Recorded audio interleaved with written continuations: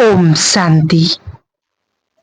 आज सतगुरुवार के दिन बाबा का भोग संदेश बीके शशि दीदी जी के द्वारा। आज जैसे ही मैं वतन में पहुंची तो वतन में क्या देखती हूँ कि रंग बिरंगी लाइट की किरणों से ऐसे घूमते हुए और इतना सुंदर विषय और दृश्य दिखाई दे रहा था। बाबा दूर से देख करके मुस्कुरा रहे थे और धीरे धीरे वो लाइट की किरणें बाबा के पास पहुंचती, सुंदर मालाओं के रूप में बनती जा रही थी और बाबा एक एक माला को देखकर मुस्कुरा रहे थे। कुछ सेकंड के बाद बाबा ने मेरी ओर देखा। बाबा ने कहा, बच्ची देखा कि ये क्या है? मैंने कहा, बाबा ये तो लाइट की किरणों की सुंदर सा रिमझिम चल रही है। बाबा ने कहा, नहीं, ये बच्चों के प्यार, बच्चों के रूह रेहान और बच्चों के मन की भावनाएं बाबा के पास पहुंचती हैं और अमृत वेले से ही बच्चे बाबा से बहुत प्यार से रूह रेहान कर रहे हैं और बच्चों का स्नेह देख करके बाबा को भी खुशी है और बच्चे कई प्रकार के वायदे और कई प्रकार के प्लान्स आज बाबा को बता रहे हैं। तो इतने में बाबा ने कहा, आओ बच्ची। तो जैसे ही बाबा ने कहा तो क्या देखती हूँ कि ढेर सारे बच्चे बाबा के पास हैं और बाबा के हाथ में एक बहुत सुंदर माला का कंगन बना हुआ था और बाबा ने ऐसे किया, सबके बाजू में जाकर के वो कंगन, और कंगन से भी इतनी सुंदर लाइट दिखाई दे रही थी। बाबा ने कहा, बाबा बच्चों को एक कंगन क्यों दे रहे हैं? बच्चे बाप के साथ अनेक प्रकार के वायदे, प्रोमिसेस और कई प्रकार के प्लान्स के बाबा को सुनाते रहते हैं।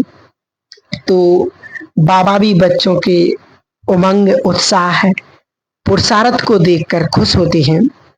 इसलिए बाबा बच्चों की खुशी को ठप्पा लगाने के लिए बाबा उनको ऐसा कंगन पहना रहे हैं कि बच्चे अपने वायदे को कभी ना भूलें और उस पर अटल रहें।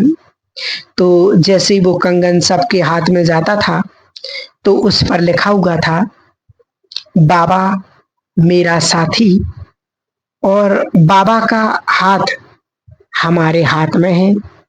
बाबा ने कहा, बच्चों के साथ तो बाबा सदा हैं और बच्चे कभी कभी बाबा को कहते कि बाबा आप कहाँ हैं, बाबा क्यों नहीं बात कर रहे हैं?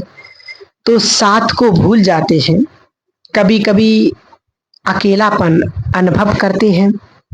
और दूसरी बात, बाबा ने कहा कि बाबा बच्चों को हाथ पकड़ करके हर समय आगे बढ़ाते हैं, चाहे कोई भी समस्या हो लेकिन बाबा उनका हाथ थाम लेते हैं, हर प्रकार की समस्या को वो पार कर लेते हैं।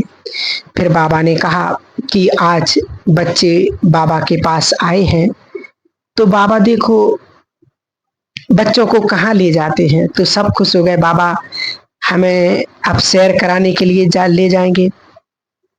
और बाबा आगे और बच्चे सारे झुंड बना करके बाबा के साथ चलते हैं, इतने खुश कि बाबा हमें साथ ले जा रहे हैं।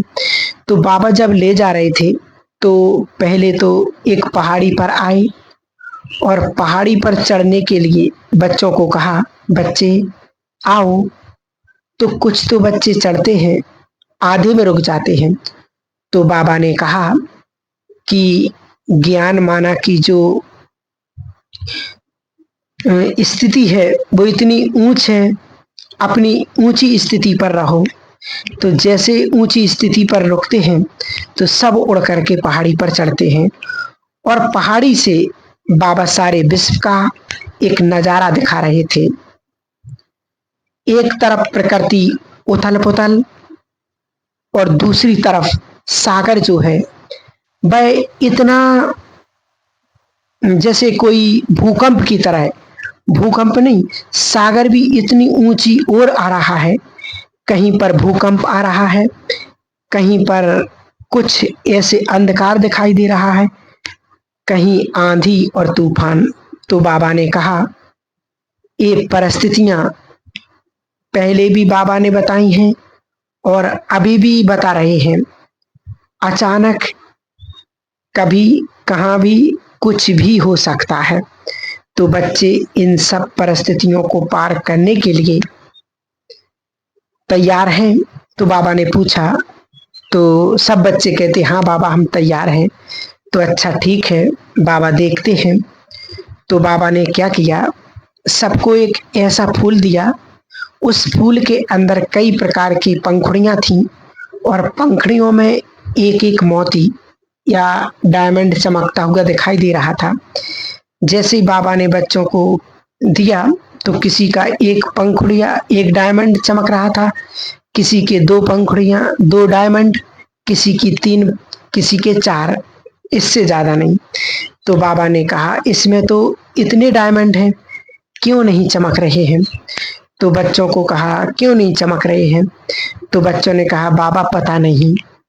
तो बाबा ने कहा कि बाबा ने बच्चों को पहले से ही सब शक्तियां एक गिफ्ट के रूप में दी हैं, लेकिन बच्चे क्या करते हैं, उन सर्व शक्तियों में से कभी एक शक्ति का प्रयोग करते हैं, एक शक्ति पर छोड़ देते हैं, कभी दो का प्रयोग करते हैं और बाकियों को भूल जाते हैं।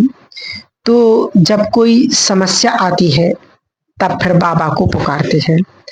तो बाबा ने कहा बच्चों को क्या करना है, इन सर्व शक्तियों का एक साथ प्रयोग करो।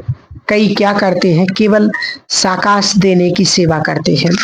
कई सोचते कि अच्छा प्रकृति को सकाश दें, लेकिन बाबा ने कहा प्रकृति को सकाश देते हैं तो दूसरे प्रकार के माया के रूप आते हैं। तो इन सर्व परिस्थितियों को पार करने के लिए बाबा हमेशा कहते हैं सर्व शक्तियों को अपना साथी बनाओ और उनका बीच बीच में हर शक्ति का प्रयोग करते रहो। और यह शक्तियां किसी भी समय अचानक कोई भी परिस्थिति जाने अनजाने में कोई भी प्रकार का परीक्षा सामने आ सकती है। बाबा ने पहले ही बताया है कि अचानक कुछ भी होता है। तो बच्चों के साथ बाबा तो है, लेकिन बाबा ने बच्चों को ऐसे अष्ट शक्तियां दी हैं शक्तियों का, तो इनका समय प्रति समय संगठित रूप में प्रयोग करें तो हल्के भी रहेंगे। और बाबा संगम युग के अंदर भी बच्चों को स्वराज अधिकारी भी बनाया है।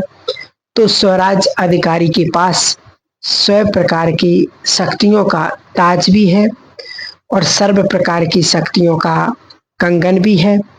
तो बच्चों को इसका प्रयोग करना है और इससे हल्के भी रहेंगे और परिस्थितियों में कभी घबराएंगे नहीं। हर परिस्थिति को ऐसे पार करेंगे जैसे कोई परिस्थिति आई ही नहीं है और सदा अपने को विजयी अनुभव करेंगे। तो बाबा ने कहा विजयी रत्न है और बाबा को विजयी रत्नों को देख कर के खुशी होती है। फिर बाबा सबको ऐसे मुस्कुराते हुए दोनों बाहों में लेकर के प्यार कर रहे थे।